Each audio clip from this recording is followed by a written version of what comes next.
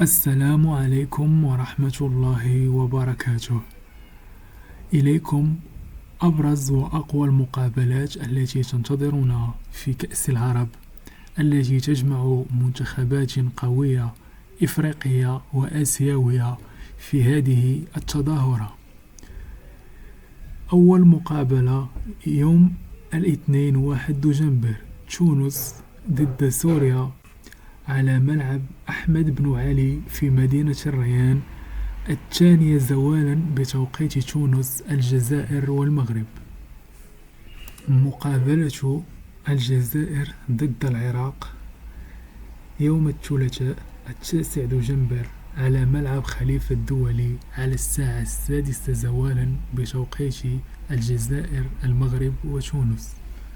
مقابلة مصر ضد الأردن في مدينة الخور على ملعب البيت يوم الثلاثاء 9 دجنبر على الساعة 4:30 بتوقيت مصر والأردن، 2:30 بتوقيت المغرب. المغرب ضد السعودية برسم الجولة الثالثة من المجموعات يوم الاثنين 8 دجنبر في مدينة لوسيل على ملعب لوسيل بتوقيت 6 زوالا بتوقيت المغرب والجزائر وتونس.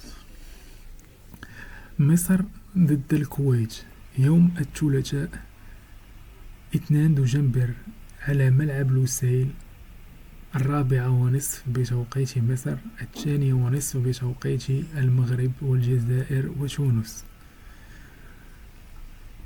منتخب قطر ضد منتخب فلسطين في مدينة الخور على ملعب البيت يوم الاثنين 1 دجنبر على الساعة 5:30 بتوقيت تونس، الجزائر والمغرب، 7:30 بتوقيت فلسطين. وكل المقابلات سوف تكون منقولة على قناة بين سبورت وكأس القطرية المجانية. كل الحظ والتوفيق لكل المنتخبات العربية.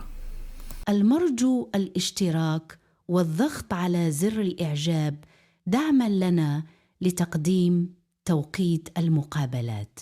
شكراً.